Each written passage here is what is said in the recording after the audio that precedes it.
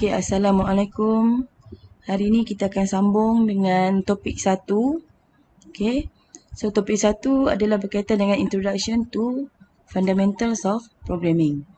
Okay, sebelum tu kita tengok dulu konten untuk topik 1.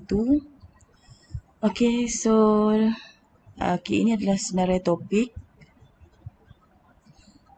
Okay, so topik 1, by the end of this class, students should be able to understand the C++ program basic structure, and then classify identifier and data types, apply the basic of computer program, identify the compiling and debugging process, and also errors in programming. So let's look at the subtopic 1. So this is the recap from the previous session, yang mana you all dah jumpa ini dalam topik DFC 10042. Okay, dalam topik yang terakhir, topik 4, kita dah tengok tentang basic programming codes. Okay, so this is very basic codes of C++. So do you still remember this program structure? Okay, so let's look at the program structure. We have, for this code, we have 13 lines. So let's look what is each line stands for. So Hello World is a very important program. So it purpose to help you to get use to your tools. So nanti dalam program code C++ kita akan jumpa 3 things. Okay, we're going to look at the compiler, program development environment, and also program execution environment. So you have to type in the program carefully. Okay, meaning that you must reduce the errors you make. So after you get it to work, please make a few mistakes to see how the tool respond. Okay, ni kita akan buat as an exercise sebentar lagi. So for example, ini adalah antara selalu sangat errors yang you all akan produce bila you all buat C++ program. Antaranya forget the header, and then you misspell return. Sometimes you type return, you type return. Okay, forget a semicolon. So this is compulsory. You have to put semicolon every end of each line in C++ program. And sometimes you forget the curly bracket. Okay, you open the curly bracket, then you forgot the close curly bracket. Okay, this is a common program errors. Okay, program structure in C++. Let's look at the command first. So we have several things that we're going to discuss today. Command style, preprocessor directives, header files, and also main function. Okay, for command, so let's look at the program. So I think all of you know which one is a command. Okay, the first line, okay, line number 1 is a command. So what is commands? Command in a program is a string of characters that preprocessor removes before the compiler compiles the program. And commands actually do not cause the computer to perform any action when the program is run. Meaning that computer compiler dia tak akan baca command. Dia akan ignore the command. But then command ni sebenarnya optional. You nak letak boleh, you tak letak pun boleh. Okay. So purpose of the command is to add explanation for humans, reader, and to help other people read and understand them. So dia memudahkan kepada programmer untuk memahami kod atau cara. It's not compulsory, tetapi disarankan untuk letakkan komen di setiap your punya C++ codes. Okay, command type, actually there are 2 types to write the command. We have single line command and also multi-line command. Kalau single line meaning that dia hanya, command itu hanya valid untuk satu baris, single line. And then dia kena guna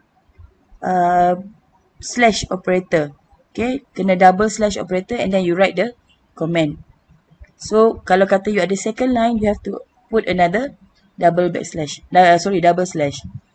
And then multi-line commands, for multi-line commands you kena guna slash star, and then boleh tulis seberapa banyak komen, berapa baris sekalipun, tapi di hujung nanti you kena letak star slash balik. Okay, so every program should begin with a command that describe the purpose of the program.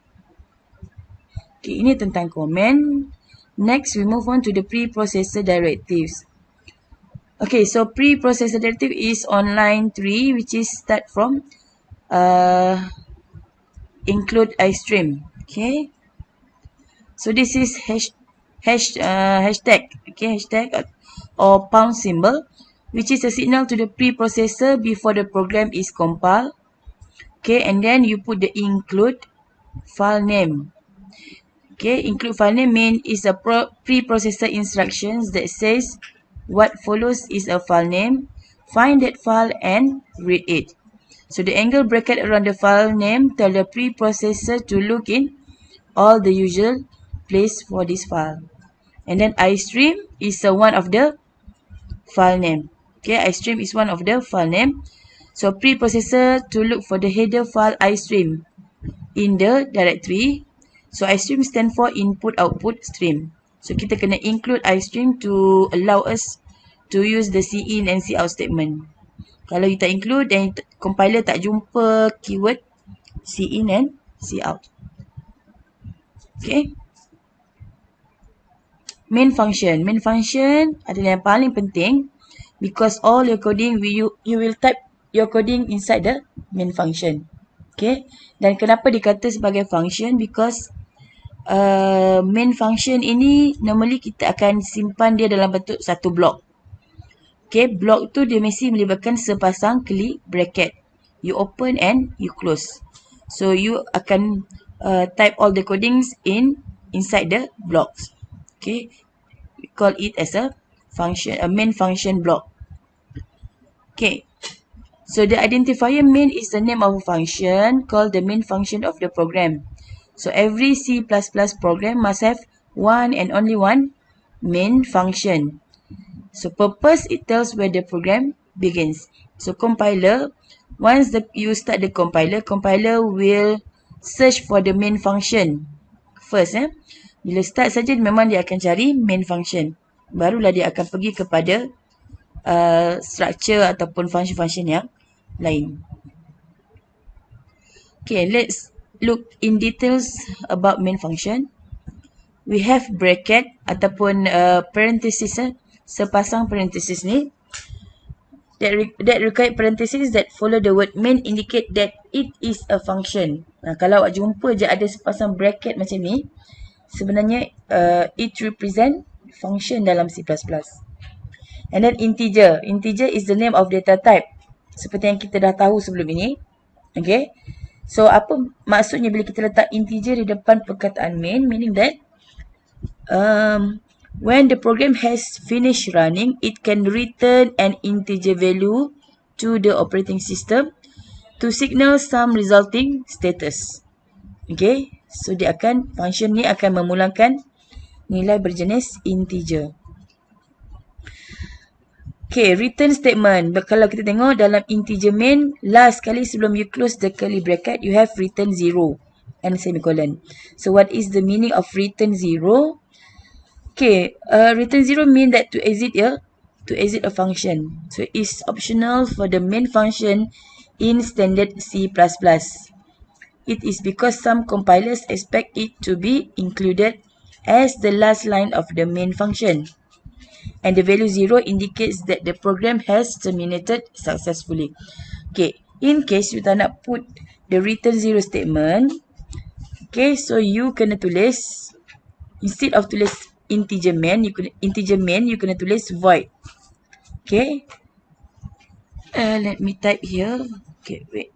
Kalau kata you tulis void main, okay, void main, then you don't have to use return 0. Okay, tak perlu tulis return 0 at the end of the function. Okay, void meaning apa maksud void? Void meaning that it doesn't return any value. Okay, doesn't return any value. Kalau you letak integer, maksudnya main akan pulangkan nilai berjenis integer. Okay. Okay, next is about begin block and end block. So as I mentioned earlier, for main function you will have a pair of curly bracket to represent block. So this kita ada begin block and end block. So this line constitute the actual body of the program. A program body is a sequence of program statements enclosed in braces. So this is for begin the body of every function, and this one is for end each function's body. Statements. Okay, statements. Apa yang dimaksudkan dengan statements? Okay, dalam C++ kita akan write all the statements inside the function block. So kita ada cout. Okay, cout is used to print the string of characters. Okay, which is hello world to the screen. So semua perkataan yang kita nak paparkan kepada user, kita kena letak dalam double quote unquote. So perkataan tu automatically akan display on the screen. Dan penggunaan cout ni dia mesti bersekali dengan operator, cout operator, ya, output redirection operator kita panggil. So double curve ni lah bracket Okay, and then kita ada double quote unquote ni. So if you want a string characters written, be sure to enclose them in double quotes. Kalau awak tak letak, it will produce the errors. And then you have also /n. /n meaning that you tell the cout statement to put a new line after the words in hello world. Maksudnya selepas hello world, next adalah dia akan turun ke bawah. Okay. White space. Okay, apa yang dikatakan sebagai white space? To make programs easier to read, so you have to put some white space. So these characters are known as white space and normally ignored by the compiler. So tak perlu risaulah. Even kalau you tak buat white space pun, compiler still run. Okay. Cumanya it is a good programming practice. You have to indent the body of each function one level within the braces, then that delimit the function's body. Okay. Okay, using namespace std. What is using namespace std? Std stands for standard. So tells the C++ compiler to apply the prefix standard to resolve names that need prefix. It allows us to use cout in place of standard cout. So this makes larger programs easier to read. So kalau kata you tak nak include, okay, saya tunjukkan balik. Kalau kata you tak nak using namespace standard, kalau tak buat pun tak apa, tetapi semasa you include, you kena include istream.h, stand for header file. Okay, then you boleh comment je using namespace standard ni. Okay, so that's all for introduction for a basic program in C++. So for next class, we're going to look for part 1, still under topic 1, part 2 under topic 1. Okay, so if you have any question, you can ask through WhatsApp or CDOS, portal CDOS. Okay, so that's all for today. Thank you.